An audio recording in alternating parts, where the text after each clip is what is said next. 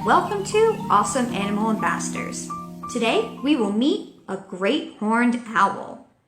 Great horned owls are found throughout North America and much of South America.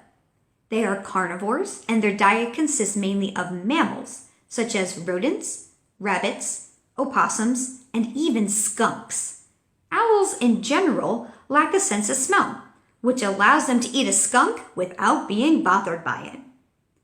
Owls have 14 bones in their neck, while humans only have 7, which is why owls can turn their head to look directly behind themselves, and we can't.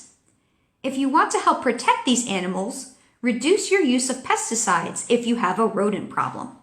Since rodents are an important part of an owl's diet, anything the rodent eats can impact the owl. Instead, you can call professionals to set live traps and release them away from your house. Thank you for watching Awesome Animal Ambassadors. Join us tomorrow at 10 to meet another awesome animal.